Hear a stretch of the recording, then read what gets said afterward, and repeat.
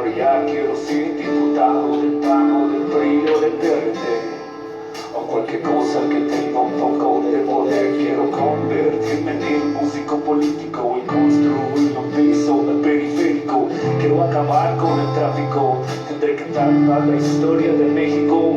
Luego miro al tercero que va medio pelo, jugando carreras con los pasajeros. Pero él tiene que pasar primero, sin luces, sin frenos, junto al patrullero. Aunque no sepa leer, no sepa hablar, él es el que te brinda la seguridad. Así lo tienes que respetar, porque él representa nuestra autoridad. So you think you're gonna hit me, but I'm gonna hit you back. So you think you're gonna hit me, but I'm gonna hit you back. So you think you're gonna hit me, but now we're gonna hit you back. So you think you're gonna hit me, hit me. Te meterá en el una sustancia ilegal y te va a cocinar al poder judicial, y ahí seguro que te irá muy mal, porque te harán coco wash con agua mineral, porque a ti creíamos todos los mexicanos. Seguimos trabajo pagado y honrado y tenemos un arma para cuidarnos, y el arma que usas la usas para robarnos. Lo que quieras quejarte con papá gobierno, le pides ayuda y te mandan al infierno, porque tendremos que tirar un pedo. Solo te van a dar al torre con el dedo, y en la fila del departamento de quejas toparás con normal de secretarias pendejas, el siguiente en la fila, y así te la pelas, pero el mundo se señala. So you think you're gonna hit me, but now we're gonna hit you back. So you think you're gonna hit me, but now we're gonna hit you back. So you think you're gonna hit me, but now we're gonna hit you back. So you think you're gonna hit me, hit me.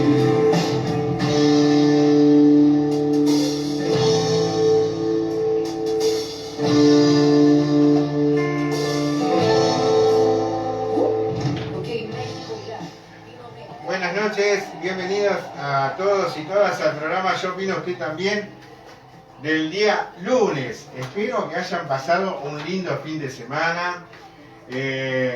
Hoy calor pero muy arriba la temperatura. Tuvimos una temperatura de 31 grados, sensación térmica un poquito más quizás. Acá en el estudio hace muchísima calor, así que se me ve sudar la gota gorda. Y bueno, es natural también, se viene el calor y hay que bancarse el calor adentro del estudio. Hoy, lunes, tenemos muchas noticias, muchas novedades, muchas cosas que pasaron entre semana. Tenemos hoy en la parte operativa, operador y música, a Chino Rodríguez. Y bueno, solo, los lunes siempre estoy solo, es un formato distinto, con más información, música, pero tenemos una nota que va a ser especial, muy especial, porque también hoy en los medios otra vez salió Manini Ríos a decir que no está seguro de que se oculta información por parte de los militares. Entonces, hoy tenemos un invitado que se nos cayó recién de cartelito, Ricardo Maggio, es psicólogo social, coordinador de la mesa de trabajo y consenso Sitio Clandestino Orleti, base Plan Cóndor, donde pasaron uruguayos, chilenos, paraguayos, diplomáticos, cubanos y argentinos, pasaron por la automotora Orleti. Vamos a hablar del Plan Cóndor, cómo se sitia en Buenos Aires, qué pasa en la automotora Orleti, qué pasó con el primer vuelo y el segundo vuelo. Vamos a hablar de aquellos compañeros que pasaron por ahí y también qué funciona hoy, porque hoy funciona muchas cosas dentro de Orleti. Entonces, Ricardo Maggio, el compañero Ricardo Maggio, que debe estar acá en la vuelta, lo vamos a llamar alrededor de las 21 horas y le vamos a hacer las preguntas. Pero, ¿por qué decía lo de Manini Ríos? Porque sí sale a decir otra vez que no es tan así, que los militares no tienen mucho que ocultar en la información. Siempre repetimos que Manini Ríos no es la primera vez que sale a decir ese tipo de cosas, y bueno, no es nuevo, pero sí estuvo callado la boca, estuvo callado la boca un tiempo. Después de que, bueno, no quiso ni siquiera jugársela, porque si se votaba el desafuero, obviamente que tenía que hablar. Entonces apeló a eso y bueno, el señor sigue ahí y callado la boca. Bueno, eso lo vamos a preguntar a Ricardo Maggio también, de qué funcionaba ahí. ¿Qué pasa el fin de semana? Muchas cosas. Una de las cosas que la gente empezó y se asustó fue que el COVID-19 como que se desmadró y se fue de las manos. 136 casos ayer y empieza a situarse y empieza a llegar a lugares más pobres también, ¿no? Es real. Entonces, gran preocupación en la población. ¿Qué más? Podemos hablar del presupuesto. Va a haber más recortes de los que ya hay. Esperamos un 2021 con más recortes. Podemos hablar de, bueno, lo que está pasando realmente con un montón de gremios que, bueno, salen a pelear por su recorte. Otro que también que siempre decimos es UTMIDES, COFE, que sale a reivindicar constantemente, bueno, la pérdida de trabajo de un montón de compañeros y compañeras del MIDES, también de otras instituciones como del Estado, que están perdiendo trabajadores. Hoy me enteraba y me mandaban por interno de los técnicos sociales del MIDES, que ya, bueno, de sí cayeron un montón de programas, pero las compensaciones, ¿qué pasa? Los técnicos sociales tenían, los que trabajaban en el territorio, y muchos de los que trabajan en el MIDES, tienen compensaciones, porque los sueldos son bajos. Entonces, obviamente que de alguna manera el gobierno, de las autoridades anteriores del Frente Amplio, tenían, bueno, algunos convenios y se sacaba o se salía a solicitar dinero, que mucho dinero es donado por otros países. Bien, esas compensaciones se la empezaron a sacar a los trabajadores técnicos. Ellos que dijeron que iban a cuidar a los trabajadores de las instituciones, pero en realidad no es que están cuidando a los trabajadores. Lo que están haciendo es aumentándose el sueldo. A los directores del MIDES se aumentaron el sueldo. Aquellos que ganaban 80.000 pesos hoy ganan 250.000, ¿no? Y se acuerdan cuando Bartol, Casteldebat decían, hay que cuidar a los trabajadores del MIDES, Arbeleche, porque pensando lo que dijo Arbeleche y lo que dijo en aquel momento, era que, y es más, el presidente de la República dijo que se iba a cuidar a la gente que más sabía. Y la gente que más sabía tenía que ganar más para que no se vaya. Bueno, se aumentaron los directores, los sueldos, como les dije, y los técnicos sociales, que son los que trabajan en la calle, que trabajan con las familias más vulnerables de este país, son los que se les está quitando ese dinero ahora. Pero ¿por qué se les saca ese dinero si se los quiere cuidar? Así terminaremos con menos trabajadores dentro del MIDES, porque va a ser una miseria el sueldo. Bien, todo eso, más sumado a contratos que no se firman en el MIDES, y estamos hablando que hay más de 300 trabajadores del Estado que no están cobrando el sueldo. Hay gente que hace 5 meses o 4 meses que no cobran el sueldo. Porque un expediente va para allá, porque el otro expediente viene para acá. No hay voluntad política, señor.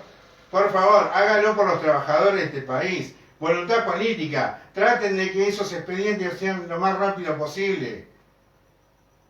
Hay gente que no sabe si en enero o en diciembre va a cobrar su sueldo. Y ya estamos hablando que el último sueldo lo cobró en julio. Se debe a agosto, septiembre, octubre, noviembre. Es un país de totalmente de mentiras. Para eso estamos comunicándonos para el día jueves a ver si podemos tener la palabra de el sindicato UTMIDES COFE. Ya los invitamos, me contestan esta noche o mañana si van a estar con nosotros, y bueno, de ahí nos sacaremos un montón de dudas de qué pasa con estos trabajadores que desde julio no cobran el sueldo. Los directores del MIDES, que se aumentaron el sueldo de 80 a 250 mil pesos, están cobrando todos los meses. Vergüenza, es una vergüenza jugar con los trabajadores, pero obviamente que es un tema político, porque el MIDES lo creó el Frente Amplio en el 2005. ¿Y qué pasa? Se llenan la boca que el MIDES es un comité de base. Señor, déjense de joder, empiecen a gobernar y traten de pagarle el sueldo a los trabajadores. Y la otra, la quita de ese dinero, de las compensaciones que se las pusieron ustedes como directores, se las sacan a los trabajadores. Vergüenza. Eso es una de las cosas. Otra de las que hablamos del pan y circo en este programa, porque acá se ve una cosa que no tenemos pelo ni pelo para decir las cosas en la lengua, vamos a decir lo que pensamos. Una de las cosas que quedan hoy como colgadas es todo lo que pasó en la joyería. En una joyería, a mí me escribían por interno, me escribió una policía que me va a denunciar, dice que me va a denunciar la página, porque yo estoy diciendo cosas que parece que no son reales. Yo puedo opinar desde mi punto de lugar. Si me quiere denunciar la señora que es policía, que me denuncie, pero que quede claro otra vez este tema. Yo no voy contra las instituciones. Yo no voy contra la institución de la policía. Lo único que dije, que cuando hubo represión en la Plaza Serén, en el Parque Rodó y en el Uruguay, y dijimos acá exactamente esto. No estamos contra la policía porque es trabajador, pero hay policías y policías, ¿no? No, perdón, pero tampoco no se puede opinar, Claro. No estamos en democracia. Yo puedo decir que para mí estuvo todo armado, lo puedo decir tranquilamente. Claro. Bueno, ¿usted opina? Yo opino para mí que estuvo armado, ¿qué quiere que le diga? Bien. ¿No? Ahora, por eso me van a denunciar. Claro. No puedo opinar eso la señora me dice que me va a denunciar y me va, bueno, que vaya Y a hacer entonces la no denuncia estamos en a la democracia, comisaría, no tenemos un gobierno democrático. Yo lo que le dije que estaba en desacuerdo en eso, y que me parecía que en la joyería quedaban cosas sueltas. Por ejemplo, ¿quién hizo la denuncia porque estaba el tipo ahí adentro? ¿Cómo llega el tipo a la joyería? Va a buscar $10.000 que no son $10.000, porque no hay $10.000. Todo queda en el aire, justamente cuando el señor ministro era insostenible. Pasa eso, bueno, ahora pasó a ser el héroe, ¿no? Para muchos uruguayos, ¿no? No quiere decir que acá todos los que me están viendo hoy... Aparte, convengamos que el hombre se entregó, si fuese real, el hombre se entregó, no lo agarraron, ¿no? Claro. Se entrega. Después hay un circo mediático que empieza a investigar quién es el hombre, pero también empieza a salir que es familiar directo de la dueña. Yo, sinceramente, cuando vi salir la dueña de la joyería, la vi salir muy tranquilo. Yo digo, si estoy 7 horas de rehén con un tipo que me está amenazando, yo creo que saldría bastante nervioso. Y bueno, pero son puntos de vista. Yo lo que quería contestar a la gente que me escribió, y hay una persona directamente que me dice que va a denunciar la página, que me va a denunciar a mí, que lo haga tranquilamente. Que me denuncie. Somos un montón de uruguayos que creemos que todo eso fue armado. Y bueno, pues sí. Pero puedo tener mi opinión errada.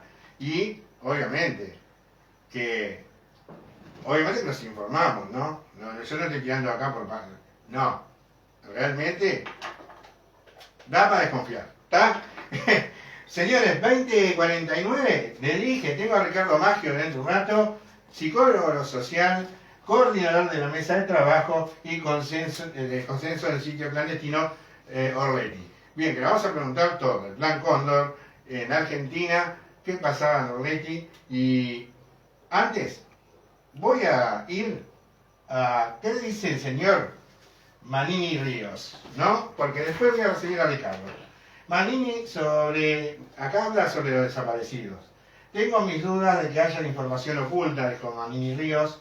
Además, el líder de Cabildo Abierto dijo que la postura revisionista del ejército no es nada nuevo. Bien, hay una fotito de él acá, si capaz que la está viendo. El Ejército Nacional anunció a principios de noviembre que se ha dispuesto a desarrollar un proceso de análisis de información disponible con el objetivo institucional de fortalecer el conocimiento de los integrantes de las fuerzas sobre la realidad histórica del periodo 1958-2020, a partir de una visión amplia, integral, objetiva y plural, procurando desarrollar la capacidad individual para la interpelación del periodo a ser realizado. Dice acá, bueno, para Guido Manini Ríos, no es demasiado novedoso, pues afirmó que siempre existió la apertura a discutir lo ocurrido en el pasado reciente. Bien, haciendo poco, por supuesto, el último proceso dictatorial, no es nada nuevo la mirada retrospectiva que anunció el ejército. Fui profesor de historia en el ejército y ese tema se habla, es importante. Todos los uruguayos deberían estar bien por dentro de los temas, pero hay que contar la película entera, decía Manini Ríos. No sesgada, comentó, punto de encuentro. Además, el líder de Cabildo Abierto puso en duda que el ejército disponga de información que está eligiendo no contar. Tengo mis dudas de que haya información oculta, pero tal vez la haya, pone duda ahí. Nosotros colaboramos todo lo que pudimos con las organizaciones, nuestra actitud fue siempre de colaborar para tratar de encontrar a los desaparecidos, señaló Manini Ríos. Nos ponen etiquetas permanentes. Posteriormente, el excomandante en jefe del ejército se refirió a la imagen que muchos tienen del partido que es fundador y referente. Nos ponen etiquetas permanentes y hemos demostrado que no somos eso que nos dicen. Se nos dirá partido militar, dice, pero no lo somos. Somos un partido que tiene adherentes militares, pero la mayoría no lo son. No hay película, todo falso, todo inventado, comentó el señor Manini Ríos. Sobre la apertura del diálogo con los restos de los integrantes de la coalición, Manini sostuvo, yendo frontalmente, dice, directamente sin cosas por abajo de la mesa, que si se quiere ir a las soluciones de la gente, no es difícil negociar ni dialogar con nosotros, estamos abiertos a el diálogo, decía Manini Ríos, que es siempre como que defiende lo indefendible. Él sabe muy bien, él estuvo ahí, él tiene que saber la verdad, dónde están los desaparecidos, y desde acá, yo creo que usted también, de todo el equipo, siempre pedimos verdad y justicia, que se sepa dónde están los desaparecidos. 20:53, momento de empezar a entrar en un poco de música, porque yo tengo que tomar agua, respirar, porque se me viene el reportaje a Ricardo Maggio, como le dije. Después tenemos mucho más información, tenemos mucha información, tenemos gente acá, mucha gente conectada con nosotros. 20:53 de la noche.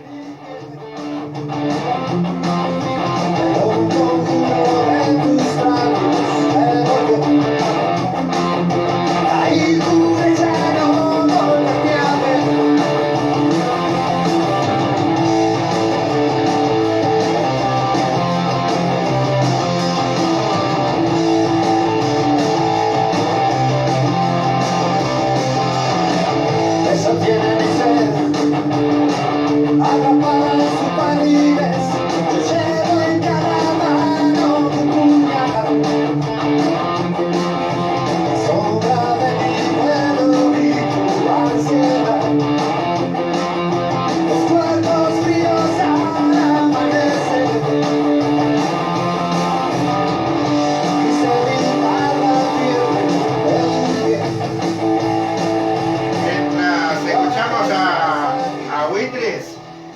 estamos saliendo por nuestra página, yo opino que usted también, por nuestra red alternativa, Intercambio Popular y Autopías al Sur en diferido. Mañana sale en diferido, usted lo puede ver por YouTube con terrible imagen, en diferido, como le dije, tanto en Facebook e Instagram. Instagram no, hoy tenemos un problema con Instagram, no estamos poniendo a salir por ahí, pero salimos todos los días por Instagram. Así que mañana el programa, aquellos de Instagram que no lo pudieron ver, que lo vean mañana a través de YouTube, nuestro canal. Yo opino que también que invitamos a aquellos que nos siguen, ponerle me gusta y compartir el programa desde ya. Mañana tenemos, yo opino que también a partir de 20 y 30 horas, con la conducción de Julio Troisi, Fernando Rossi, quien les habla, Pablo Rodríguez.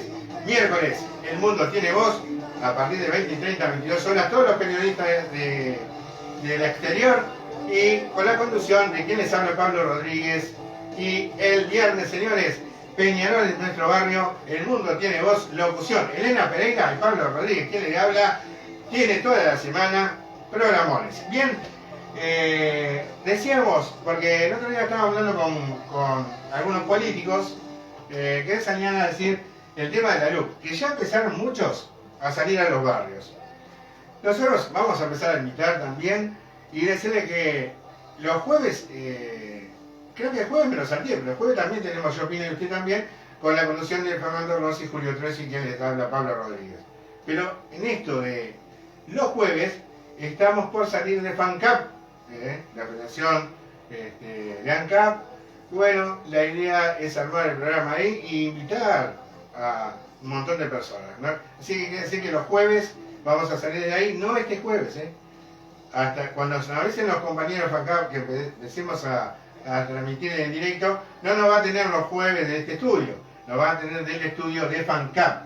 Estamos en unas buenas reuniones. ¿Y para qué? Para impulsar el no a la luz, para derogar la ley. Vamos por todos. Yo opino que usted también. Y los que nos siguen, que nos pongan si van por todo, porque hay una parte del Frente Amplio que no va a derogar totalmente la ley, porque hay artículos que no se van a tocar, pero sí FANCAP, que es un sindicato, bueno, de la Federación grande en Uruguay, siempre fue y defendió los intereses de las empresas públicas. Nosotros también vamos en defensa de las empresas públicas, pero no vamos también, no a la luz, a los 360 y pico de artículos que tiene. Decíamos, más de 130 artículos de la luz serán incluidas en los acuerdos en las organizaciones para ir juntas hacia el referéndum. Fernando Gambera, integrante de PIT-CNT, informó que la LUC, ¿no? La consideración, no es sencillo ponerse de acuerdo en los artículos que las organizaciones pretenden derogar. Sin embargo, calcula que más de 100 artículos de los 476 acordados previa a la reunión definitoria del 29 de noviembre, bueno, el plenario del PIT-CNT resolvió el 6 de octubre promover la recolección de firmas para ir a un referéndum que derogue algunos artículos de la ley de urgente consideración. Hasta el momento, la Central de Trabajadores continúa dialogando con diversas organizaciones sociales y actores políticos con el propósito de acordar el artículo de la ley a derogar. Fernando Gambera, integrante del PIT-CNT, decía eso. Bueno, lo que resolvió el PIT-CNT fue promover una comisión pro referéndum que llevará adelante el desafío de llegar a julio del 2021, antes del año de promulgación, con 700.000 firmas, buscando los acuerdos más amplios que pudieran concluir las luchas sociales y políticas en el arco más amplio posible, recordó Gambera, ¿no? Y agregó, el acuerdo no es por toda la ley, hay que reconocer que todavía hay un debate abierto y un proceso en el que habrá que ponerse de acuerdo en cuáles de todos los artículos se tendría que someter a una derogación por parte del soberano, así dice Gambera. Al respecto, informó que alrededor de más de 130 artículos serán los que conforman el acuerdo entre las organizaciones sociales de aquí al 29 de noviembre para recolectar y ir hacia el referéndum de esas firmas, 700.000 firmas, que vamos a salir nosotros también como equipo de la radio, o como usted lo quiera llamar, televisión, radiovisual, a empezar a hacer esa campaña. Estaremos también en las ferias, seguramente nos va a ver en alguna feria y los invitamos a que pasen y que estén con nosotros también para juntar esas 700.000 firmas. Son 21 horas, yo tengo que irme también, mientras tengo música de fondo, a los saludos y ya vamos a Ricardo Maggio, el invitado del día de hoy, es la entrevista. César Acosta nos está viendo, Jorge Heber nos está viendo también, saludos. María Analía Pereira Morales, buenas noches compañero, desde Buenos Aires. Bueno, saludos a todos los hermanos argentinos que siempre están ahí con nosotros. Siempre andan mitad y mitad, hay muchos argentinos que nos miran. Hugo Cabrera, que nos está viendo de Nueva Zelanda, señor. Saludos por allá. Luis Alberto Ruiz nos está viendo también de Buenos Aires. Salud compañeros, arriba. Los que luchan. Ricardo Hernández también nos está viendo. Saludos a Ricardo. Julio Troisi, nuestro locutor de martes y jueves. También nos está viendo Wilton Eduardo Curvelo. Nos está viendo también Ricortero del Este, allá de Maldonado. Y Robert Pereira también nos está viendo. Rosana también García nos está viendo. Huguito, ¿no? Huguito que nos comparte siempre. Nos saluda, soy Hugo de cuenta de Yopino, de la cuenta de Yopino está Hugo, que nos armó la propaganda de Ricardo Maggio hoy. Alberto Fernández, Susana Breudi, Norma Vidal nos está viendo, saludos Norma, que siempre me sigue también a través de Facebook. La Tele Nacional, que nos está viendo de Piedras Blancas también. Estamos saliendo de Piedras Blancas para todo el mundo, ¿no? También Ana Pereira, saludos Ana, nos está viendo de ahí. Roberto, Betito, saludos a la familia ahí también de Piedras Blancas, que dice, bueno, hola Ulises, buenas noches. Rosana Borba nos está viendo también. Y Sergio Bell, que nos dice, buenas, ¿qué haces, Sergito? Mónica Castel también nos está viendo. Mónica, saludos para vos. Y Marcelo Massino también lo está viendo. Señores, vamos a entrar en una nota muy rica, para mí va a ser muy rica.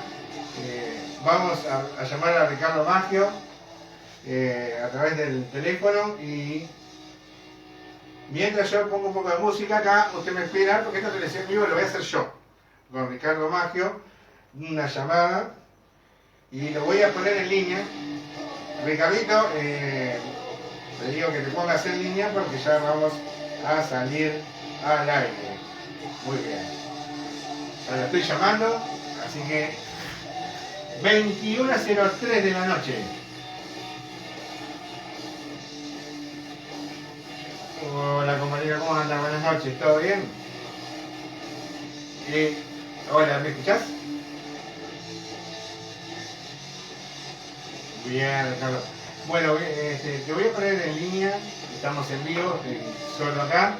Te quedas en línea y te saco al aire. Vamos, bueno, vamos a hacer.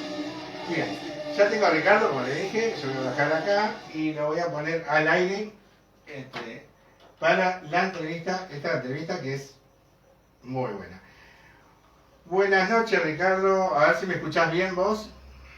Yo te escucho bárbaro. Te escucho perfecto, compañero. Te escucho bárbaro yo también, Bueno, bienvenida, buenas noches al programa, yo opino usted también.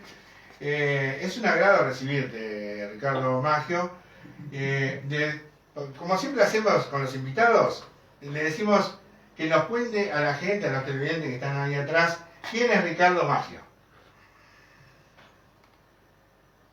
Bueno, gracias por invitarme primeramente. Si bien mi nombre es Ricardo Maggio, todo el mundo... Me conoce como el Turco Magio.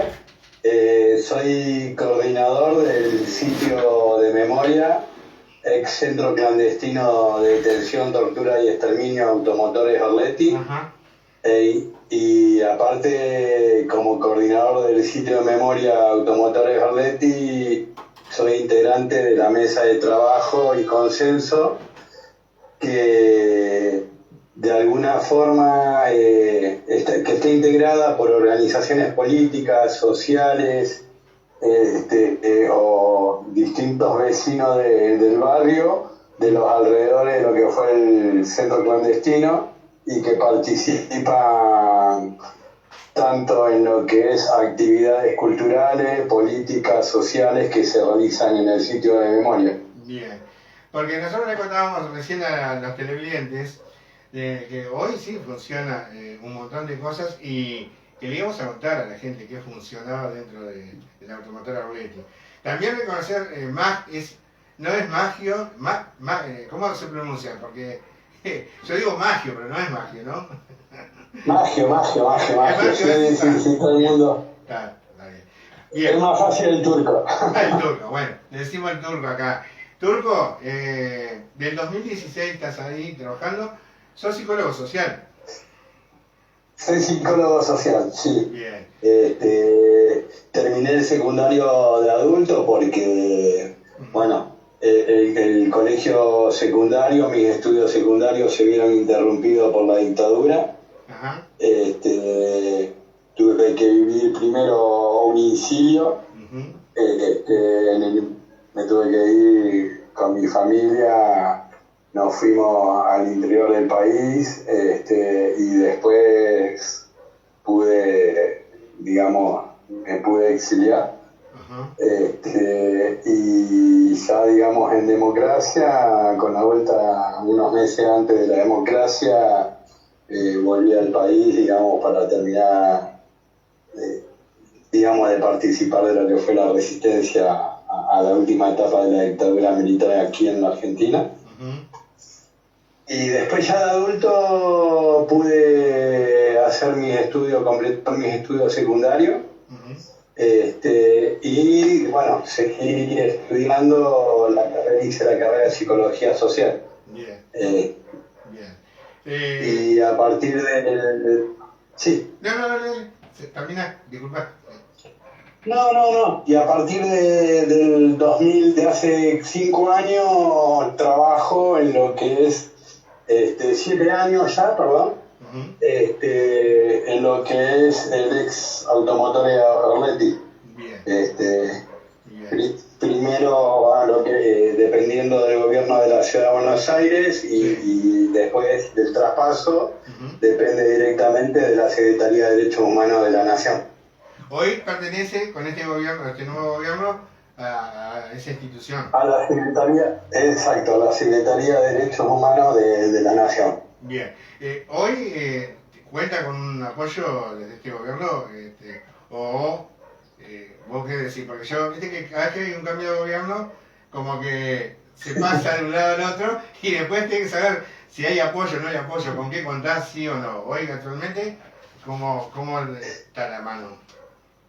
Sí, en realidad, a ver, es una historia con una paradoja, una vuelta de tuerca, porque cuando, digamos, empiezan las políticas de recuperación de los sitios de memoria en la ciudad de Buenos Aires, sí, se arma lo que es el Instituto Espacio de Memoria. Uh-huh. Y ahí se empiezan a administrar los sitios de memoria, que aquí en la capital son 4, es la Exesma, sí, Olimpo, Ceballos, bueno, una ruina, digamos, arqueológica, porque en realidad el edificio fue dinamitado, que es el ex Atlético, uh-huh, y Orletti. Cuando el macrismo asume la primera vez en la ciudad de Buenos Aires, nos pasa, por así decirlo, porque no nos quiere, a la órbita de nación, ya con el gobierno de Cristina Fernández de Kirchner. Y después hasta ahí sí con un presupuesto, y después con el gobierno de Macri, ya que gana a nivel nacional, ahí se corta toda la partida presupuestaria y comienza toda una etapa de 4 años de resistencia, tanto desde los trabajadores como desde la mesa de trabajo y consenso, porque comienza toda una política no solamente de falta de dinero, de apoyo económico, sino que también toda una política de vaciamiento con respecto a las políticas de derechos humanos, ¿no? Bien. Queda bien claro, digamos, el gobierno de Macri fue un gobierno negacionista, digamos, públicamente, negando la existencia de 30.000 personas desaparecidas, diciendo los derechos humanos en curro, digamos, digamos, ese discurso fue llevado a la práctica en la falta de presupuesto de los sitios, con lo cual no solamente, digamos, los sitios sufrieron bastante el deterioro en su conservación, en su preservación como edilicia, como todo lo que significaba realizar materiales bibliográficos, y se nos cortó el acceso a los legajos de los militares, no se nos permitió trabajar más en lo que fueron las áreas de investigación, digamos, hubo toda una política de recorte, que con el nuevo cambio de gestión, digamos, con esta gestión, nuevamente, de alguna manera, se van subsanando esas situaciones, digamos. Bien. Está bueno que lo aclares porque, bueno, obviamente que cuando uno habla de gobiernos neoliberales, siempre sabemos que estamos en el horno, ¿no? Porque hay un montón de cosas que son de derechos humanos que se cortan. Y más cuando hablamos de desaparecidos, ¿no? Siempre aparece eso. Ahora ya con este gobierno instalado y todo eso, ya seguramente ha cambiado ese tema. Quería llevarte de a poco, sí, a instalarnos un poco, para que los oyentes y las televidentes escuchen, de el Plan Cóndor en Argentina. ¿Bien? Plan Cóndor en Argentina, y más que nada, ahí la automotora Orleti, donde pasaron no solo compañeros uruguayos, sino hermanos argentinos, chilenos, cubanos, bueno, pasó muchos ciudadanos por ahí. Llevándonos a esos tiempos, porque tengo, por ejemplo, nosotros el otro día hacíamos una entrevista, el otro día te digo bien de viejo, porque ya no es el otro día, hace un tiempo hablamos con el hijo de Soba, por ejemplo, y nos contaba un poco la historia. sí. Y ahí pasaron muchos compañeros y, bueno, muchas familias. Hasta el día de hoy acá en Uruguay se sigue pidiendo justicia y saber dónde están esos desaparecidos. ¿Qué no podés? Porque yo, por ejemplo, yo no conozco, nunca tuve la oportunidad de entrar a Orleti, ojalá pueda hacerlo después de la pandemia. Bien, ¿qué nos podés contar de aquellos tiempos y alguna historia para aquellos televidentes y oyentes que nos están viendo ahora? Sí, particularmente, digamos, a ver, el contexto del Plan Cóndor se da en un contexto de dictaduras militares en toda la región del Cono Sur. Exacto. Salvo Venezuela y Colombia, después la mayoría de los países con dictaduras militares. El Perú, Chile, Bolivia, Brasil, Uruguay, bueno, en el 76 el golpe de Estado en Argentina, hace que haya, digamos, a ver, lamentablemente América Latina hemos sido siempre el patio trasero de los Estados Unidos, ¿no? Con lo cual, digamos, las políticas del Departamento de Estado influyen en demasía en nuestra región, y por lo tanto todos los procesos autonómicos y de autodeterminación de los pueblos a nosotros nos cuesta mucho más. En la década del 70, digamos, todos esos procesos nosotros hablamos de un proceso de auge y un proceso de auge de masas, de lucha popular, en el cual obreros y campesinos y estudiantes de alguna forma comienzan a articular y a generar movimientos políticos revolucionarios que tenían como fin la llegada del socialismo, tanto por la vía revolucionaria como había pasado en Cuba, como por la vía democrática, como había sucedido con la Unión Popular de Salvador Allende en Chile. La realidad es que el socialismo estaba ahí a la vuelta de la esquina. Entonces, claro, y como hablábamos, bueno, el patio trasero de Estados Unidos no iba a permitir justamente que floreciera una nueva Cuba o floreciera un nuevo Chile en su zona de influencia. Y para eso armó lo que se conoció el Plan Cóndor, que fue la articulación de la persecución y el aniquilamiento de todo opositor político, sindical, religioso, todo aquel que pensara distinto a los intereses de los grupos concentrados, a los intereses de los militares, del sector dominante en nuestros distintos países, automáticamente era una amenaza, era ser subversivo, era ser una persona peligrosa, por lo tanto una persona a ser perseguida y a ser desaparecida o ser detenida y presa política. Pero lo importante para poder entender el Plan Cóndor, y para poder entender el terrorismo de Estado,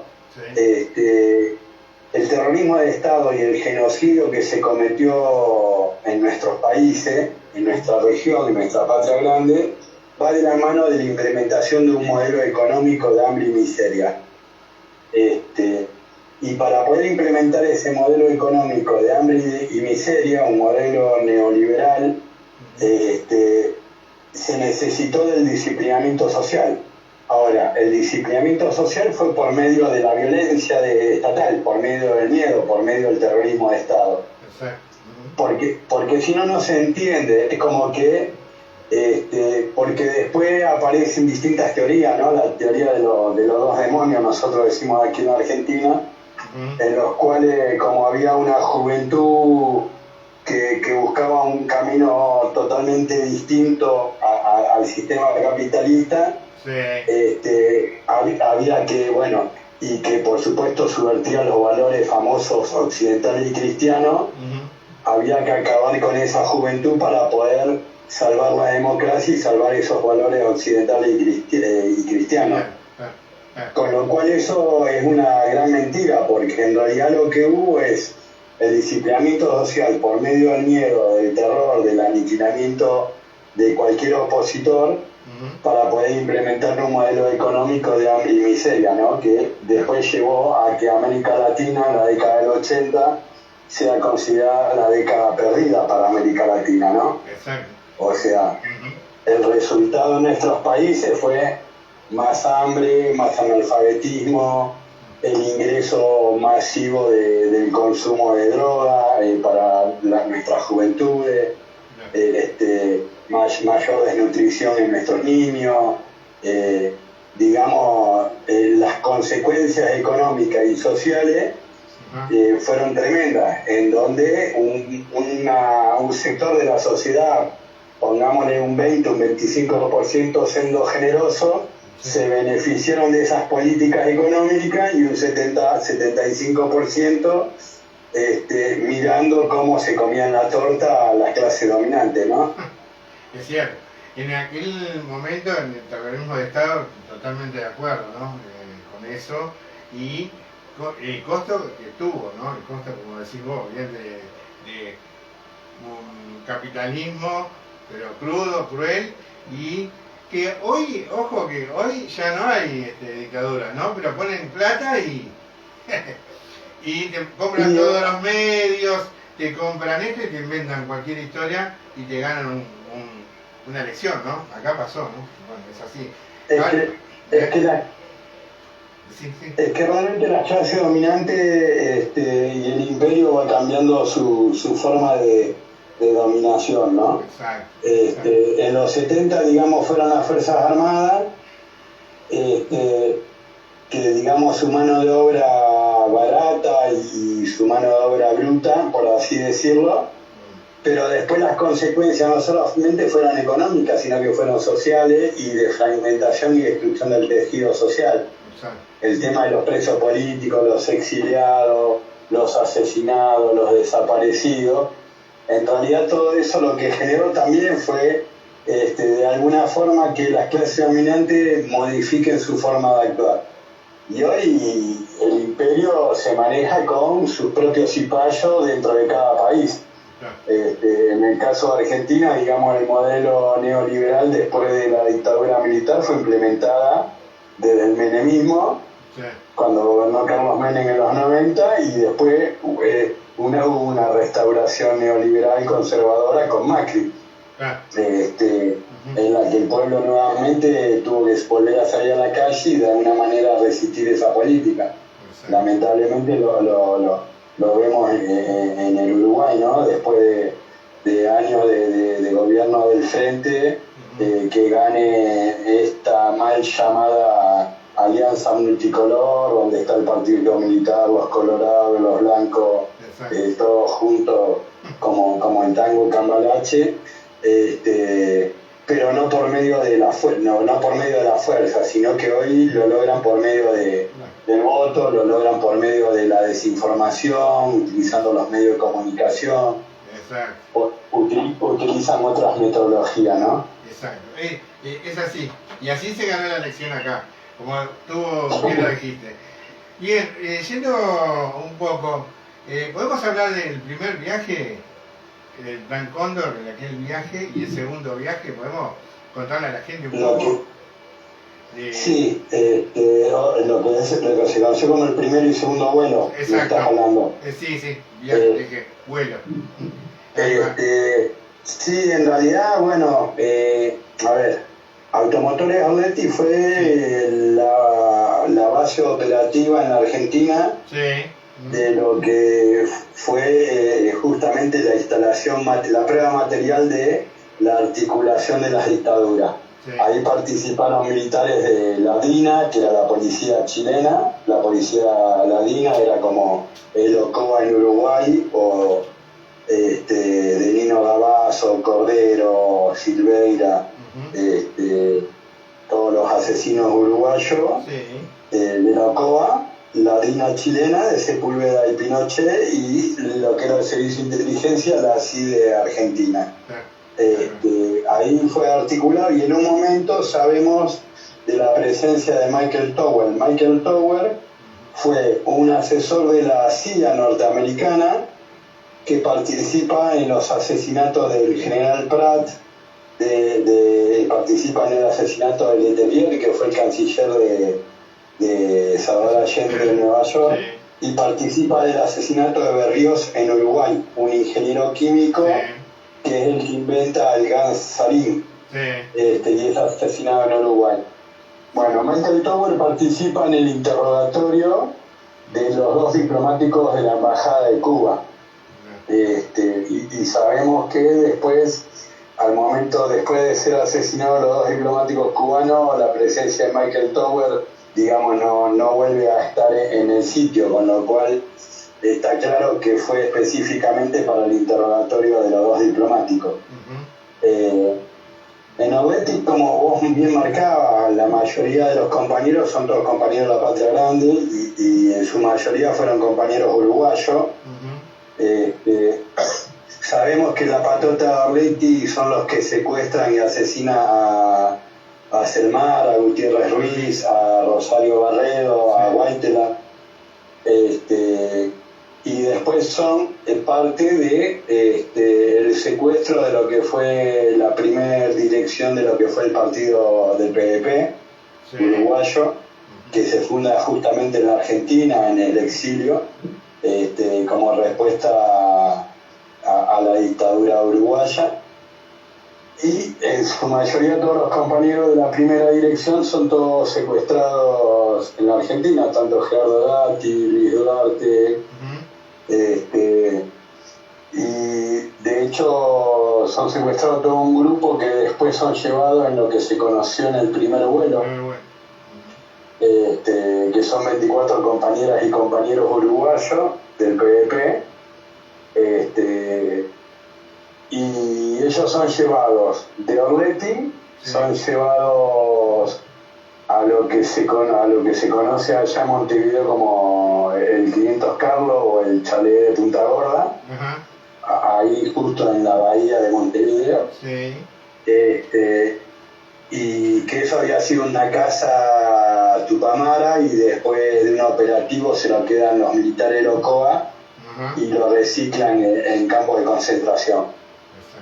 Y después de ahí los compañeros de Punta Gorda son llevados a distintos chalés, a distintos hoteles, de hecho el famoso chalet Susi, en donde la dictadura uruguaya monta toda una operación de prensa diciendo que, bueno, células terroristas que habían cruzado el Río de la Plata y que venían de la Argentina para cometer actos, digamos, de sabotaje y atentados al Uruguay, son descubiertos y que de alguna forma ese operativo de prensa, ese operativo que se hizo público en donde los compañeros son mostrados por la televisión como son detenidos, es lo que les permite salvar la vida, ¿no? Ellos estuvieron de Orletti en Punta Gorda, estuvieron en Boulevard Artigas, lo que ahora es la Institución Nacional de Derechos Humanos y Defensoría del Pueblo, que era la vieja EXID, el Servicio de Inteligencia de Información y Defensa. Y de hecho ahí estuvo la mamá de Macarena Hellman también, ella da a luz ahí en Uruguay y Macarena, bueno, es apropiada por un policía uruguayo. Pero todo ese grupo, por suerte, después es blanqueado de alguna manera y es llevado al penal de Punta Rieles y al penal de Libertad, y es lo que le permite de alguna manera salvar su vida, por así decirlo, ¿no? Y con respecto al segundo vuelo, se da toda una situación. En Orletti, digamos, los militares uruguayos, Gabazo, Cordero, ya estaban en el Uruguay, y a partir de un teléfono que se había utilizado entre el PVP y el CID, porque en un momento tanto la patota uruguaya como la patota argentina le pedían a Gerardo Gatti parte de un dinero producto de algunos hechos políticos en el que se habían quedado, digamos, con una suma de dinero que permitió poder armar toda la estructura del PVP en Buenos Aires. Los represores iban por ese dinero, y a partir de un llamado telefónico empiezan las caídas nuevamente en Buenos Aires, todo lo que es septiembre o octubre, de todo un grupo de compañeros, y ahí es donde cae el papá de Soba, cae su mamá, también Laguna, cae Sandrito con Tania y su otro hermano. Caen los padres de Mariana Zaffaroni, el Charleta y María Emilia, Mechoso Méndez, bueno, todo un grupo de compañeros que después sabemos que fueron llevados al Uruguay en un segundo vuelo. Y ahí hay toda una discusión, aunque se pudo demostrar que los compañeros del PVP y del segundo vuelo fueron llevados al Uruguay y llevados, digamos, a un cuartel de la Armada Uruguaya, y ahí se pierde todo rastro. Son llevados al cuartel de fusileros navales y ahí se pierde todo rastro. Con lo cual, y está la declaración, el piloto del segundo vuelo terminó siendo el primer comandante de la Fuerza Aérea del gobierno de Tabaré. Lo que son las vueltas de la vida, ¿no? Las vueltas de la vida, en serio. Porque ahí también tenemos que meternos en algo que es muy urticante, que son los procesos de impunidad que en Argentina, por suerte, se pudo romper ese pacto de impunidad que querían hacer los militares con la clase política, por diferentes motivos, ¿no? Desde el movimiento de derechos, de la resistencia al movimiento de derechos humanos, hasta la derrota de los militares en la guerra de Malvinas, no les dio el oxígeno y no les dio el tiempo para poder hacer una retirada ordenada. Con lo cual no les dio el margen de negociación, y eso también hizo de alguna manera que la sociedad argentina, cuando vino el primer gobierno democrático, se los pueda juzgar. Más allá de que las Fuerzas Armadas hicieron distintos alzamientos. El último alzamiento militar fue en el 89. Tuvieron desde el 83 que comienza la democracia hasta el 89, digamos, hubo distintos intentos de alzamientos militares, en donde, digamos, el pueblo permanentemente salimos a la calle a defender el sistema democrático y a las puertas de los cuarteles para que los milicos no puedan producir el golpe de Estado. Y de hecho, digamos, la última intentona fue en el 89, cuando se denuncia también el famoso pacto de Menem-Zenelli, y se produce lo que después es conocido como la toma del cuartel de La Tablada, ¿no? La Tablada, sí. Que fue también, digamos, la última respuesta, digamos, popular a los levantamientos militares. Exacto. Sí, acá, eso viste que en Argentina, viste que son distintos, pero por ejemplo acá en Uruguay hay una impunidad total todavía, ¿no? Los militares andan como si nada, no son juzgados, se sabe algunas verdades, otras no se saben, y otras que ocultan un montón de información, hasta tanto el gobierno del Frente Amplio, ¿no? Que ocultaron información y bueno, hasta el día de hoy no se sabe. Hablando entre el segundo vuelo y el primer vuelo, está bueno esto que lo hayas dicho, me encantó que lo hayas hablado así, porque hay muchos jóvenes que todavía no saben eso, o quizás le pasó en algún momento, alguien le contó algo, pero bueno, está bueno que lo hayas recordado y muy bien aclarado. Bien, vamos a entrar ya, porque viste que el tiempo como no pasa rapidísimo. Y bueno, no quiere decir que no te volvamos a llamar, sí, te vamos a volver a llamar en algún momento. Vamos a disposición de ustedes siempre, compañero. No, y bueno, todavía no te vas a ir, todavía no te voy a largar. Decime, contame un poquito cómo funciona hoy Orleti, después de qué hay instalado ahí, qué se le enseña a la gente, si se le enseña algo. Vamos a contarle acá a los uruguayos y a los argentinos que están prendidos acá, escuchándonos. Sí, en realidad cuando se recuperó Automotores Orleti, digamos lo primero que se hace, y en esto hay como una normativa general, con respecto a la recuperación de los sitios de memoria, porque aparte hubo toda una discusión de qué hacer, qué decir, qué contar.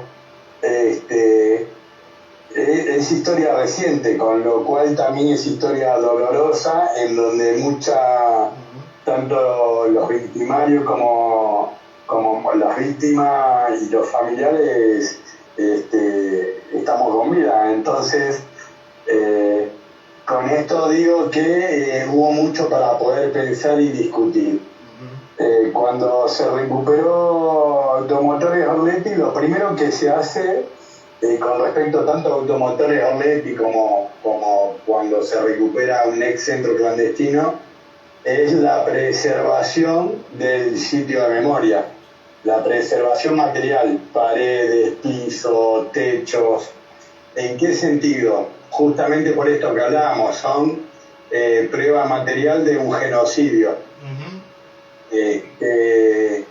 Digamos que eso tiene que ver con toda una política también que hubo en su momento por parte de la dictadura y que en su momento a la sociedad argentina se le negaba la existencia de los desaparecidos, se negaba la existencia de los campos de concentración, Se decía que los desaparecidos vivían en Europa.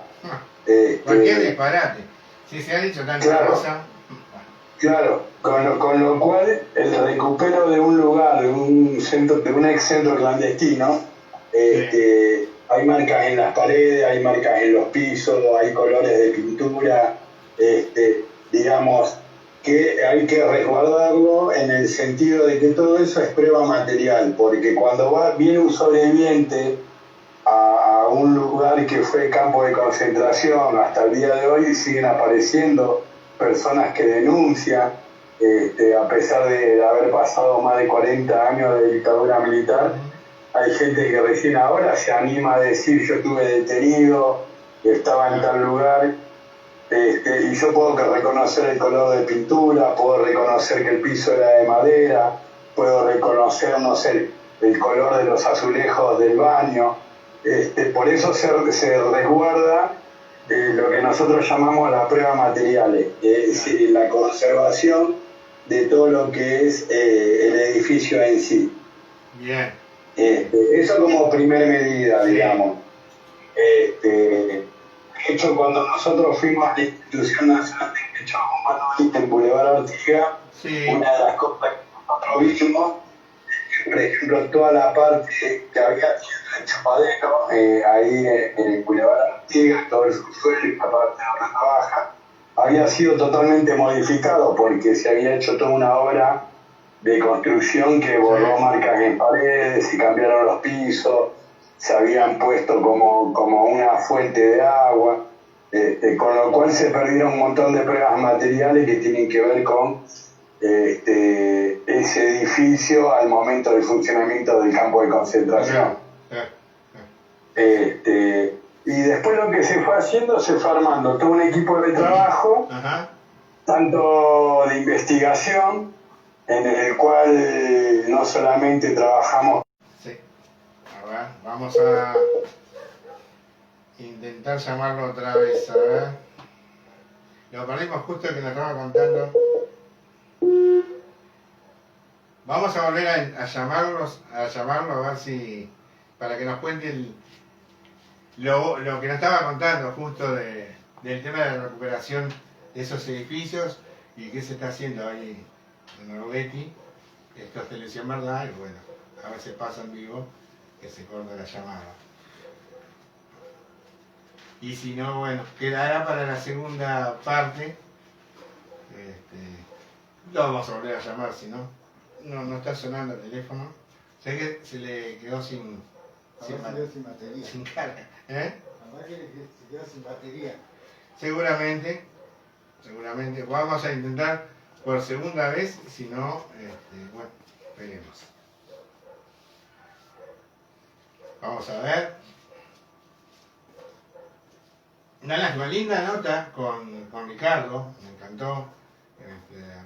Haciendo una recorrida de lo que fueron bueno, las dictaduras en Latinoamérica y bueno, muchos compañeros desaparecidos. No tengo la posibilidad a veces de seguir hablando con Ricardo. Vamos a mandar un mensajito después. No perdimos a Ricardo. Sí. Lamentablemente está fuera de... Vamos a intentar a recomponer el programa y poner música. Yo voy a ponerle al chino esto acá, así él pone música y vamos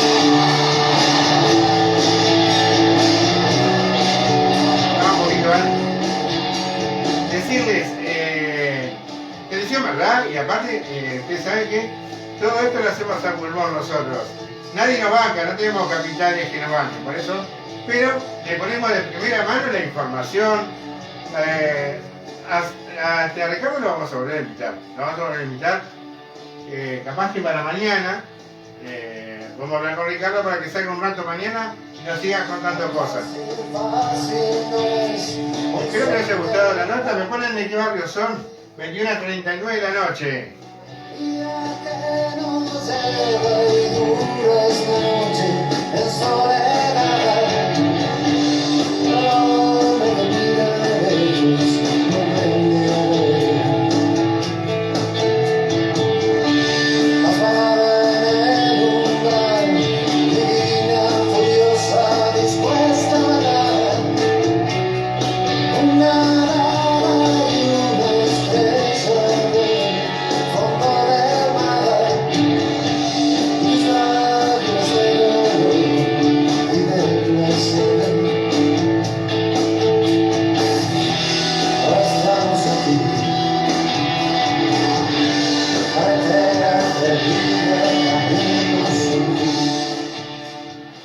tengo a Ricardo otra vez en línea. Ahora sé que voy a intentar llamarlo otra vez para que termine de contarnos la historia de la automotora y bueno, me está pidiendo, pero yo lo voy a llamar para que nos cuente. Ay, ya está sonando. Ahora, copa, se cortó. Y dije, bueno, lo perdimos. Estamos al aire, para que te saco ya. Bueno, después me lo contás. Dale. Bueno, Ricardo, seguimos la conversa. A ver, se había cortado, compañero Ricardo. No sé qué pasó, bueno. ¿Me escuchás? Hola. Sí, está bueno. Estás ahí, Ricardo. Bueno, Ricardo. Hola, compañero. Suelen suceder estas cosas, ¿no? Estamos en televisión, ¿verdad? Hola. Se corta la comunicación, se ha vuelto a cortar. ¿No me escuchás, no, Ricardo? Hola. No, gracias, no me escuchás. Ricardo, ¿me escuchás? Hola, ¿me escuchás, compa? Yo te escucho, ¿vos me escuchás? Hola. No te Se corta la comunicación. Sí, hola. Vuelvo a llamarte, Ricardo. Hola, compañero. A ver. Bueno, parece que el problema es que no nos deja salir. A ver, vamos de nuevo. Hola, Ricardo. ¿Me escuchás? ¿Sí? Bueno. Vamos a ver, vamos a intentarlo. ¿Va? Sí, es él, sí. Los servicios de él. Vamos a ver, te saco al aire otra vez, a ver si nos escucha Ricardo. ¿Me escuchás, Ricardo? Ahora te estoy escuchando bastante bien, sí. Bárbaro. No, sí, a veces pasa de estas cosas, ¿no? Que se cortan y bueno, volvemos a intentarlo. Si no, te íbamos a invitar para mañana igual. Pero está, ya que estamos ahora al aire, seguimos. Bien, Ricardo, estábamos en estos edificios en recuperación, pero estábamos en lo último, que era lo de Ornetti, que después de esa recuperación empezó a funcionar cosas, ¿no? Y bueno, ¿qué funciona hoy en la automotora ahí? ¿Nos puedes contar? Sí, hay hay una parte hay una parte totalmente institucional. Sí. Que tiene que ver con esto que te decía yo, se armó todo un equipo de trabajo en el cual hay todo un área de conservación y mantenimiento que tiene que ver con la preservación del espacio y el trabajo de investigación que tiene que ver con encontrar pruebas materiales de marca, casquillo de balas, escrituras en las paredes. Digamos, todo eso ha servido después como prueba material para los distintos juicios que hubo aquí en Argentina, ¿sí? Hoy estamos hace poco terminó el alegato de lo que se conoce como Ornetti 5, o sea que hubo 5 juicios que tienen que ver con respecto a automotores Ornetti. Por el otro lado hay un equipo de investigación que trabaja todo lo que es testimonial de sobrevivientes, y que en su momento teníamos acceso a un sistema que yo te comentaba hoy al principio de la charla, que durante el primer periodo de recuperación de Ornetti y durante la gestión de Cristina Kirchner, tuvimos nosotros posibilidades de tener acceso a un sistema que se conocía como Excalibur, que tenía que ver con los legajos de los militares, por el cual se podía acceder a los legajos tanto de los miembros de las Fuerzas Armadas como de seguridad, en el cual ahí, digamos, salía toda la vida militar, digamos, de cada miembro de las Fuerzas Armadas y seguridad, con lo cual se conocía el destino de donde estuvo en tal periodo de años. Y en ese legajo también están las felicitaciones, digamos, de los superiores con respecto a actos de servicio, está el año cuando se casaron, están el año en que han tenido hijos, con lo cual eso permitió no solamente poder identificar a algunos represores, sino que también poder identificar lo que se conocen hoy como los nietos o nietas recuperadas por abuelas de Plaza de Mayo. Bien. Digamos, y eso después con el macrismo se paró esto que hablábamos, ¿no? Se nos cortó todos esos accesos a esos sistemas, se disolvieron todas las comisiones de derechos humanos que había tanto dentro del Ministerio de Seguridad como de las fuerzas, como del Ministerio de Defensa, con lo cual nuevamente hoy estamos volviendo a pedir se vuelvan a habilitar esas comisiones para poder seguir todo un trabajo que más allá de que los militares hoy son personas muy mayores de edad y que uno los ve y dice, pobres abuelitos, y también para romper esta lógica del discurso de quieren venganza. La verdad que los únicos que tienen la respuesta de qué es lo que hicieron con las personas, quién los secuestró, quién los torturó, quién los asesinó y qué hicieron con sus cuerpos son ellos. Y ellos siguen sin hablar. Sí. Con lo cual siguen con el mismo sadismo y la misma morbosidad que tienen hoy con 80 años que tenían cuando tenían 40, 50 o 60 y estaban, digamos, eran miembros plenos de las Fuerzas Armadas y los grupos de tareas. Y después lo que hay también es todo un área de pedagogía con el cual, digamos, se hacen visitas, se hacen trabajos a escuelas, tanto primarias como secundarias, como universidades, partidos políticos, organizaciones sociales, sindicales, en el que se habla referente a lo que fue todo el periodo dictatorial, el motivo del por qué la dictadura militar, esto que hablábamos hoy, genocidio para la implementación de un modelo económico de hambre y miseria, el disciplinamiento social, y sí lo que nosotros resolvimos en esto que te comentaba hoy temprano también, de discutir qué se cuenta, qué se dice, qué no se dice, y qué se hace o se deja de hacer en el sitio de memoria, no hablamos con respecto a las torturas y a los vejámenes que sufrieron nuestras compañeras, nuestros compañeros en los campos. Para eso hay mucha información, digamos, bibliográfica, está el libro Nunca Más, hay libros testimoniales, está la posibilidad en Argentina de poder participar de los juicios que son orales y públicos, pero sí remarcamos los actos de resistencia y solidaridad que los hubo y mucho. Vos me preguntabas una anécdota de Orletti. Hay un compañero sobreviviente que vive en Montevideo, que cuando lo fuimos a vernos, entre esas charlas, esas horas de charla, digamos, ya tardíamente la noche, acompañado de la Pamiel. Qué rico, y nos cuenta que, nada, esto de que él siendo joven y Gerardo Gatti ya un compañero mucho más grande, que era el secretario general del PDP, que eran compañeros más grandes, tanto él como León Duarte, y Washington Pérez, el perro, y le dice, che, compañero Botija, quédate tranquilo que acá nos recibimos de revolucionario porque la tortura se aguanta. Lo que digo con esto, ese gesto, esa palabra de aliento,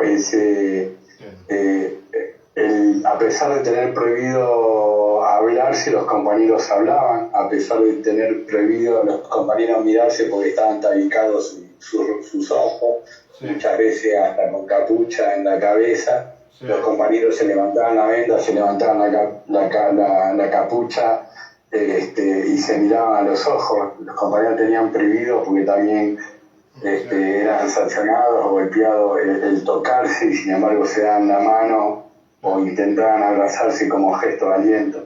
Entonces nosotros hablamos de que desde ese lugar, la resistencia y la solidaridad como actos de militancia en un campo de concentración. Los compañeros siguieron resistiendo y siguieron militando revolucionariamente en un campo de exterminio. Y desde ahí nosotros nos paramos. Rendimos cuenta de alguna manera sus paso por los campos desde ese lugar. Ricardo, Sí, hablando sí, sí, porque al pasar así que en la entrevista me decía de la investigación, ¿no? Porque uno dice, se supone que, claro, que tiene que haber gente que investigue determinadas situaciones que pasaron ahí. Y eso se necesita, compañeros, pero también se necesita dinero, se necesita porque hay que moverse de un lado al otro, porque no estamos hablando solo que fue en Buenos Aires, sino también en provincia hubo cosas, tenías que... ¿Cómo son esos equipos de investigación? ¿Cómo se manejan? Más allá que vos me decís, van a los edificios, buscan la escritura, buscan esto, hay pistas. ¿También algún militar ha ayudado a dar alguna información? Muy poco. Hay muy pocos represores que han abierto la boca. Mirá. Con lo cual, digamos, se dificulta, por eso yo te decía hoy se dificulta mucho, ¿no? Claro. Y lo que hay es toda una metodología de trabajo que uno va aprendiendo con los años. Sí. Digamos, a ver, en el caso de los niños apropiados, sí. Por lo general participaba el mismo médico o la misma médica, sí. Participaba en lo que era el parto, por lo cual siempre es la misma persona la que firmaba el parto de nacimiento, o viviendo en una urbe, en una ciudad, el militar decía que había tenido familia en su casa, con lo cual se contradice, digamos, la lógica, se contradice que una cosa es cuando vos vivís en el campo alejado de una ciudad y otra cosa estando en una ciudad. El partero del hospital militar o del hospital naval o el hospital aeronáutico es siempre el mismo con respecto a las partidas de nacimiento de los niños. Entonces, eso, digamos, ahí tenés una lógica, por ejemplo, de investigación. Con lo cual después te lleva a quién es ese tipo, a ese médico. Y ese médico resulta que era el partero del hospital militar o era el responsable de los partos clandestinos en la Escuela de Mecánica Armada. Con lo cual ahí vos das con el represor responsable de los partos de las compañeras embarazadas en los campos de concentración. Mañas con la ESMA, Vergés en el ejército, bueno, distintos personajes y represores que se han podido identificar. Digo esto porque todo eso después, y toda esa información, siempre por eso volvemos a lo mismo. Antes del gobierno de Macri teníamos acceso. Después con el gobierno de Macri ya no hubo ni siquiera presupuesto. De hecho, los viajes por parte nuestra, desde ir a acompañar en las marchas del 20 de mayo, en las marchas del silencio, como ir a hablar con el MUME de Montevideo o con Mariana Mota en la Institución Nacional de Derechos Humanos cuando ella presidía la institución.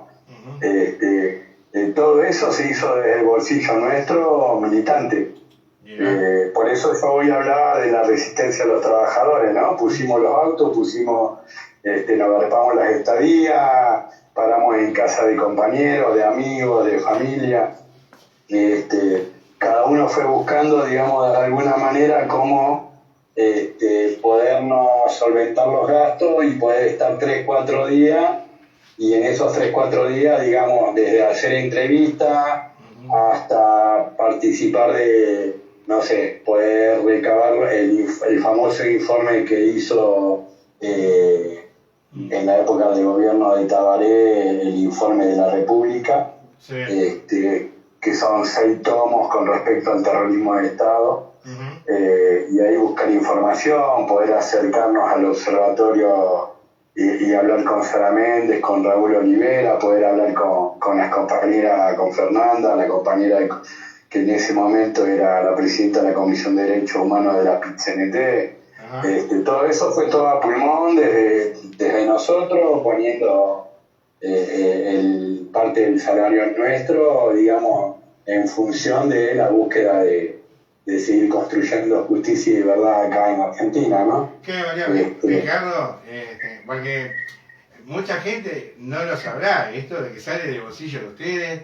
que ustedes se metieron, porque capaz que en el mundo ese, viste, de que la gente cree que, bueno, sí, el Estado solventa esto, el Estado, no, a veces sale de los militantes el dinero, la investigación sale de los militantes. Yo quería hacer una pregunta cuando estamos hablando de investigación y todo. El Estado uruguayo, respecto a esto de saber de verdad y justicia, ¿vos qué creés que quedó rengo un poco? ¿Se podría haber hecho más? ¿Se podría haber puesto a disposición algo más? ¿Qué crees vos? Porque yo a mí me queda como que faltan cosas y faltaron arriba de la mesa, por ejemplo, hablando del Frente Amplio, ¿no? Que faltó también un poquito más ahí, no sé. Sí, hay lejos una falta ahí. Pero eso me parece que tiene que ver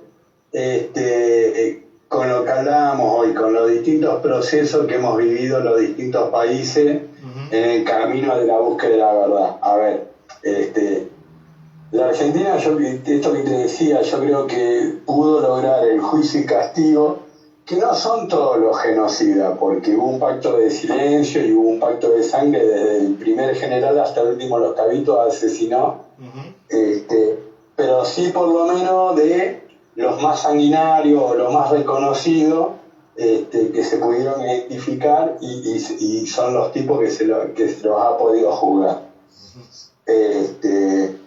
De hecho, hoy me hablaba de milicos arrepentidos. Hay un militar, hay un represor argentino arrepentido que es el que nos posibilitó el acceso a la identificación de todos los genocidas uruguayos, toda la patota de Locoa. Claro. Porque todos ellos eran todos Daniel 1, Daniel 2, Daniel 3, Daniel 4, se movían con nombres de guerra, sí. y un represor argentino dice, el tipo que cuenta, bueno, Daniel 1 es el otro, es Gabazo, es Cordero, es Abad, es Reira, va nombrando a todos, ¿no? Desde a Pajarito hasta todo, Trócoli, todos los personajes de Loco. Por un lado eso, volviendo a lo que vos marcabas, yo creo que acá en Argentina se rompió esa lógica de terrorismo de Estado y de teoría de los demonios, de que hubo combatientes de los dos lados. También tiene que ver con la disolución de las organizaciones revolucionarias. Acá en Argentina no hubo posibilidad de reconstrucción de las distintas organizaciones revolucionarias que fueron derrotadas tanto en el plano político, cultural, militar, a diferencia de lo que pasó en Uruguay, por ejemplo. En Chile tampoco se pudo reconstruir el MIR o el MAPU, y de hecho la constitución pinochetista y el modelo pinochetista se rompió hace 15 días cuando, después de protestas multitudinarias en la calle del pueblo chileno y de la juventud, votó el referéndum para el cambio de constitución. Mirá cuánto pasó, ¿no? ¿Cuánto tiempo pasó? Por eso digo de que los procesos de cada país tienen una característica muy distinta. Claro. Vos fijate que el Evo Morales, el más 12 años de gobierno, pero no juzgó a sus militares. Claro. A duras penas armó una comisión de paz para poder saber qué es lo que pasó con respecto a los distintos golpes militares que hubo en Bolivia. Claro. En Perú se pudo armar una comisión de paz, en Brasil, olvídate, con Bolsonaro, destruyó todo lo que es el informe de paz, en Colombia recién se pudo firmar una comisión de paz entre la FARC y el gobierno, por el cual se está empezando a trabajar todo lo que fue el conflicto armado en Colombia, y en Perú la juventud ahora está alzada luchando contra la constitución de Fujimori que la hizo en los 90, o sea, después de 30 años la juventud peruana vuelve a salir a la calle. En el Uruguay yo creo que ahí los militares uruguayos negociaron con un sector del Frente Amplio, con lo que tiene que ver desde mi punto de vista, y tal vez me meto en camisa de 11 varas, pero con lo que fue más el sector de los TUPA y el MPP, en donde hubo un acuerdo que hablábamos, como decíamos recién, de combatientes, ¿no? De combatiente a combatiente, por el cual, bueno, se llegó hasta acá, se combatió, hubo un empate pírrico, o se ganó y se perdió, pero no jodemos más y de acá miramos para adelante. Y en el medio de la discusión quedó afuera el PSU, el Partido Socialista, quedó afuera el PDP, quedó afuera, bueno, un montón de sectores políticos. Y con esta discusión de que la mayoría de las desapariciones, como ocurrieron en el exterior, no es un problema del Uruguay. Más allá de que sean ciudadanos uruguayos, es un problema del país donde ocurrieron las desapariciones. Es un problema de Argentina, no es un problema de Uruguay. Con lo cual, digamos, solamente se ha visto casos muy puntuales. Por ejemplo, el tema de Macarena Hellman, o el tema de los fusilados de Soca, nada, cuestiones, digamos, de violaciones a los derechos humanos muy puntuales, en donde el pueblo también, de alguna forma, por acción o por omisión, votó a favor de la impunidad 2 veces. Entonces, eso también es muy difícil de poder, muchas veces las correlaciones de fuerza hacen que, bueno, hay etapas que son históricas y que a veces se necesitan, se avanza y a veces se retrocede. Pero me parece que tiene que ver también con esto que hablábamos. A ver, en la Argentina los militares, después de la guerra de Malvinas, no tuvieron capacidad de reacción, no tuvieron un soporte social que los pueda defender, no tuvieron un partido, no pudieron engendrar el huevo de la serpiente, ni pudieron negociar una salida acordada donde se genere la impunidad. Y después la realidad es de que cuando son los juicios de verdad en la Argentina, en donde se los empieza a poner presos, la mayoría de los milicos que estuvieron en los campos ya estaban todos retirados de las Fuerzas Armadas, con lo cual también no tenían capacidad de mando sobre los subalternos. ¿Eso qué significa? Que no corres el riesgo de que las Fuerzas Armadas te hagan un alzamiento, porque vos estás juzgando a 20 viejitos que se quedaron viviendo de la gloria de su victoria contra lo que ellos consideraban la subversión. Entonces, no tenés partido militar, no tenés soporte civil, no tenés, que a diferencia del Uruguay, yo creo que el partido militar, hablando, como decíamos hoy, de Manini y Río, el partido militar hoy es consecuencia de la impunidad. El no haber avanzado en los procesos de justicia permitió que se creara un caldo de cultivo en la que estos tipos pueden salir a decir cualquier barbaridad. Vos fíjate que el Tribunal de Honor lo juzga a Gaballo o a Gilberto Vázquez por haber mentido o haber robado un reloj y no por haber secuestrado y torturado. O sea, ese es el Tribunal de Honor que hubo en las Fuerzas Armadas. Entonces, el haber permitido eso permitió que haya un partido político y permitió que se den las condiciones para generar la impunidad. Para que haya impunidad tiene que haber dos que acuerden la impunidad. Ricardo, acá sigue Manini y Río con total impunidad, dice cualquier disparate. Y bueno, los fueros lo protegen, y bueno, y acá se votó otra vez y no quedó ahí como senador, como senador y sigue diciendo disparate. Ricardo, te tengo que despedir, nos pasamos un cachito del horario normal, la gente está enganchada, igual si yo me voy ahora, me voy con un montón de gente que está escuchándote, nadie se mueve, pero bueno, tenemos que irnos, no queda otra. Yo agradecerte en nombre de todo el equipo. Luis Ruiz fue uno de los compañeros que hizo el contacto contigo. El Lucho, el Luchito, que está en el equipo de este programa, que es parte de este programa. Y en el nombre de todos te queremos agradecer por haber pasado por yo opino y usted también por el programa, pero quedan las puertas abiertas para la segunda llamada. Que no sé, eso lo vamos a coordinar y vamos a, porque quedaron cosas por hablar. Te agradezco un montón habernos acompañado en esta noche, que fuiste, mirá, te voy a decir una cosa, vos, Ricardo, fuiste el único que llegó hasta las 22:05, siempre cortamos en 30 y 35, cortamos como mucho el reportaje, porque era enriquecedor y la gente no se movió, quiere decir que era tan interesante, yo no quería cortar una conversación interesante con un compañero. Bueno, te agradezco y bueno, nos estamos hablando. Sí, bueno, nada, la verdad que agradecido a todos tus oyentes, y a disposición para las veces que ustedes necesiten, a disposición para cuando pase esta pandemia que hoy por hoy nos afecta tanto a ustedes como a nosotros. Y ojalá cuando puedan viajar a la Argentina puedan conocer Orleti, recorrerlo, y poder charlar en persona no solamente lo que sucedió ahí, sino poder ver lo que se hace, ¿no? Hay mucho por decir.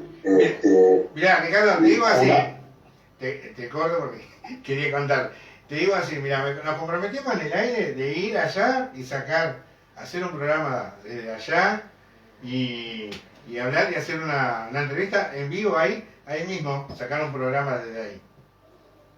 Dale, buenísimo, compañero. Un abrazo enorme y bueno, yo sé que están pasando momentos difíciles, la coyuntura es difícil allá, no me hagas pero bueno, muchas veces de cuando hay más problemas, de cuando están las situaciones más complejas, de ahí se resuelven y salen soluciones y se puede cambiar la correlación de fuerza, así que a seguir peleando. Un abrazo enorme, compañeros, un abrazo grande para todos ustedes, para vos y para todos los compañeros allí. Muchas gracias, Ricardo. Y sí, vamos a seguir, nos quedan 4 años y pico para seguir haciendo camino. Y bueno, hay mucho por hacer, hay mucho por construir todavía. Buenas noches. Un abrazo grande. Buenas noches, compañeros. Chao, chao. Muy bien, la palabra de Ricardo Maggio, impresionante, la verdad, le debo decir que fue enriquecedor. Así que, bueno, miren, 22:07, nos fuimos 7 minutos de las 22 horas, los esperamos mañana, 8:30 de la noche, con John Pino también, en la conducción Julio Troisi, Fernando Rossi, quien les habla, Pablo Rodríguez. No se olviden los afectos. Chino, poneme música, nos vamos.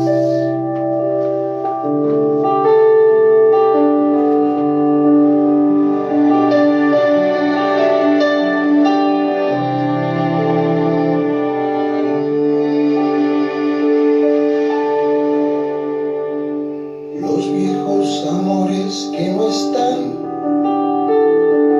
la ilusión de los que perdieron, todas las promesas que se van y los que en cualquier guerra se cayeron,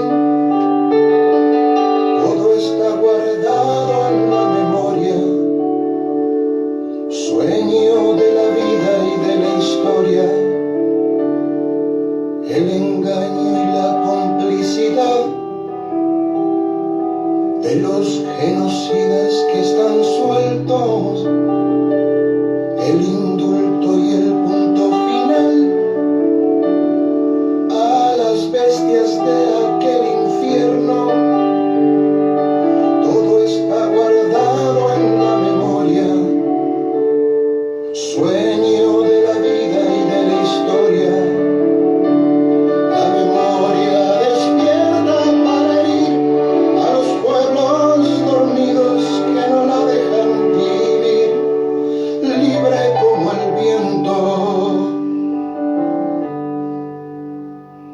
Los desaparecidos que se buscan con el color de sus nacimientos, el hambre y la abundancia que se juntan,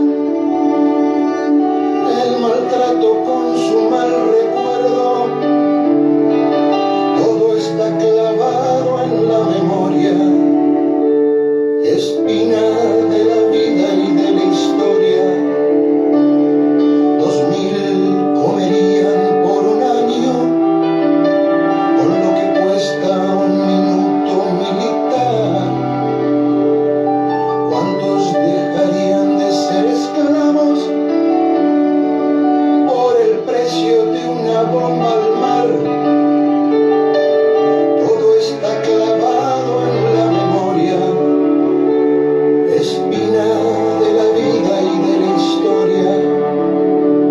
la memoria